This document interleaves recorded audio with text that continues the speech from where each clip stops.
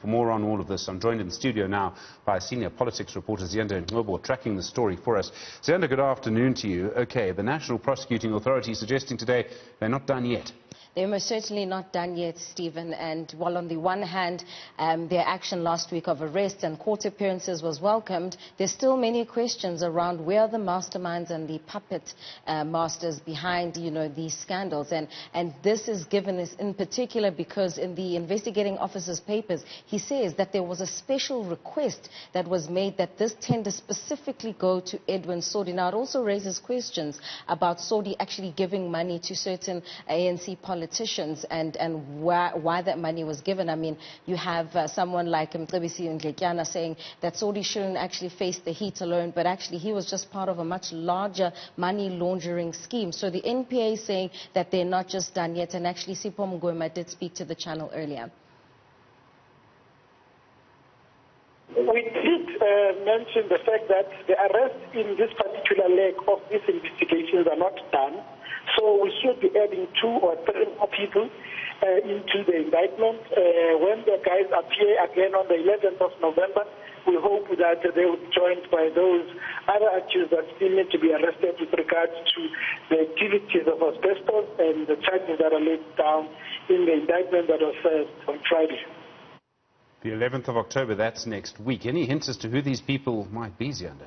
Well, we do have some sort of indication, but I cannot actually tell you right now who those people are, as to not betray the trust of my sources. But certainly, the NPA saying that the faces of those who are familiar to the public will be actually brought before the courts soon enough. The 11th of November, of course, being the next time those 7 suspects appear. And, of course, you just heard him say that they want to add more names to that indictment. And I guess it goes back to what Hermione Krungia and as well as what Sipho's been telling us the entire time, that it was deliberate to arrest senior bureaucrats so that they work from the ground up, so that they consolidate their evidence. And even David Lewis from Corruption Watch was actually corroborating this to say their strategy seems to be one that is actually going to strengthen their evidence, because the next question, of course, is whether or not the NPA will be able to get a conviction against these suspects. And of course, the asset forfeiture unit's move today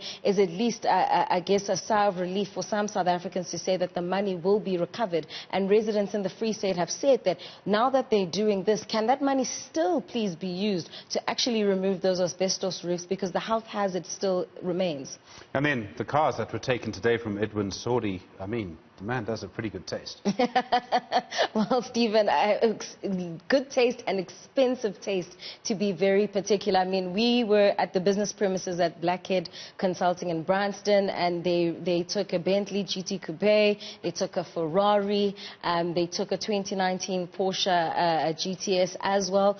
So these vehicles, and my colleague Dumaule is actually going to be doing the mathematics to say how many asbestos homes could have actually been have asbestos removed, rather, with the amounts that were spent to purchase these cars. And we know as well that the AFU was also at Sodi's residence in Branston, the one that was up until last week on auction for about 85 million rand.